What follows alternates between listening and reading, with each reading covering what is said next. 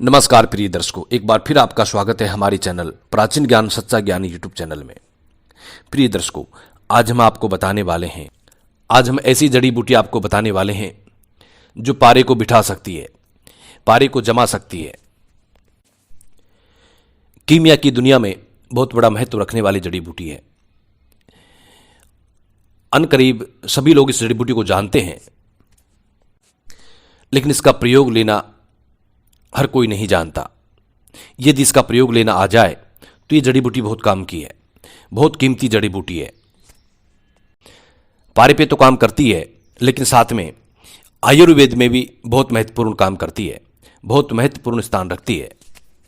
अति दुर्लभ जड़ी बूटी है। ये जड़ी बूटी 64 जड़ी बूटियों में अपना स्थान रखती है। प्रिय दर्शकों, आपकी जानकारी के लिए हम बता दें,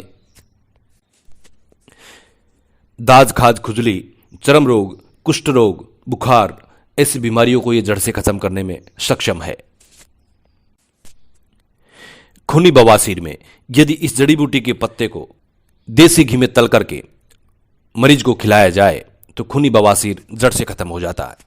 इसके पत्तों की चटनी बनाकर मस्सों पर लगाने से मस्से खत्म हो जाते हैं, झड़ जाते हैं। प्रिय दर्शकों, इस जड़ी बूटी को उतरण बेल भी कहते हैं, उतरण भी कहते हैं, सगोनी भी कहते हैं, दूधी भी कहते हैं, मेडा सिंगी भी कहते हैं, विसाणी की भी कहते हैं। प्रिय दर्शकों, इसके नाम से ही आपको पता चलता है कि इसका नाम ही उतरण है। जब इसका नाम ही उतरण है तो कुछ सोच समझे इसका नाम हमारे ऋषि मुनियों ने इसका नाम रखा होगा। उतरण का मतलब है कि सभी प्रकार के विकार को उतार देना, यानी सभी आपके जीवन में जितनी भी समस्याएं हैं सबको उतार देना। दूसरा इसका सबसे महत्वपूर्ण जो काम है वो हम आपको बताने वाले हैं।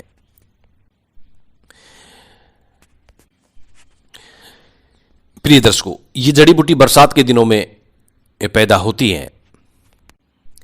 दिल के आकार के इसके पत्ते होते हैं। इसकी बेल पर छोटे छोटे बाल नुमा होते हैं, बाल होते हैं। प्रिय दर्शकों, इसके जोड़े में 2 फल लगते हैं।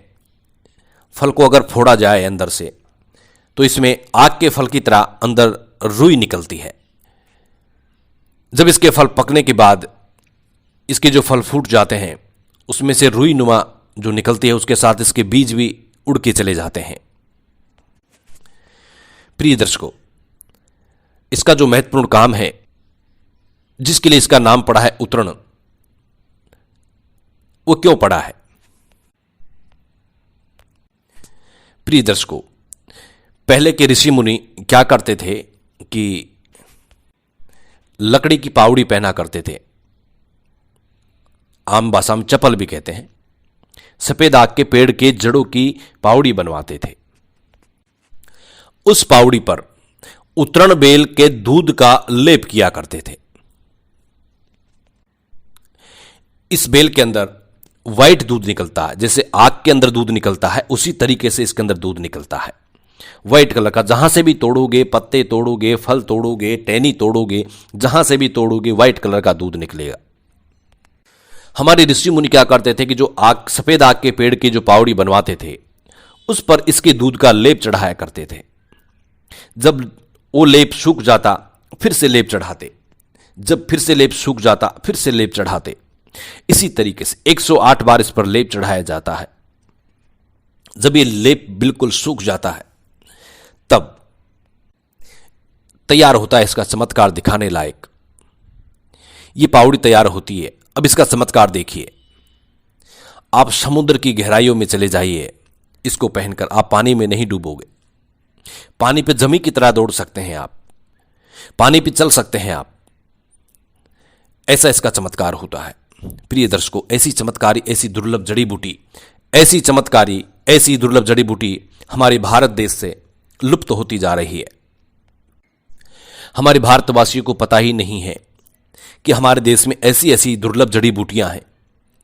प्रिय दर्शकों, अभी तक जिन्होंने हमारा चैनल सब्सक्राइब नहीं किया, जो लोग हमसे नहीं जुड़े हैं, वो चैनल को सब्सक्राइब करें, वो चैनल को सब्सक्राइब करें, कमेंट करें, बेल आइकन ऑन करें, ताकि आने वाले हर वीडियो का नोटिफिकेशन सबसे पहले आपको मिले। हमारा मकसद है लुप्त हो रहा प्राचीन भारत का प्राचीन ज्ञान आम जन कल्याण हेतु आम जन तक पहुंचाना। आगे इसको काम लिया जाता है पारद बंधन में।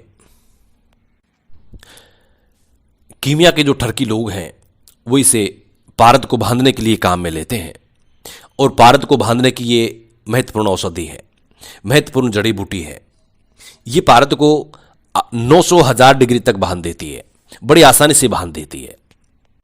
जो लोग पारद को बांधने में आज तक असफल रहे हैं वो इस जड़ी बूटी का आराम से प्रयोग कर सकते हैं।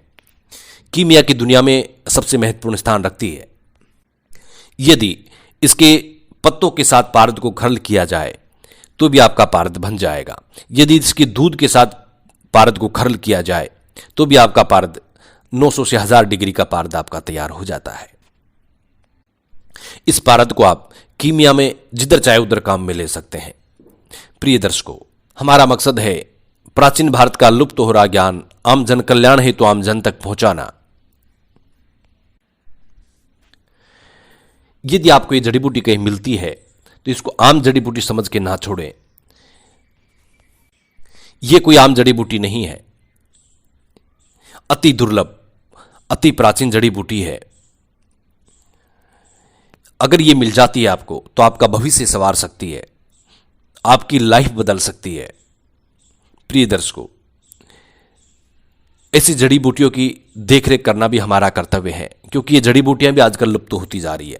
जिस तरीके से हमारा ज्ञान लुप्त होता जा रहा है उसी तरीके से जड़ी बूटियां भी लुप्त होती जा रही है। इसलिए यदि आपको ऐसी दुर्लभ जड़ी बूटी कहीं मिलती है, नजर आती है, तो उसकी देखरेख करें, उसका बीज इकट्ठा करें, एकांत स्थान पे उसको बाएं, उसका पौधा बनाएं, उसका पेड़ बनाएं। प्रिय दर्शकों, आज के लिए बस इतना काफी। अगले वीडियो का इंतजार करें। जी धन्यवाद, नमस्कार।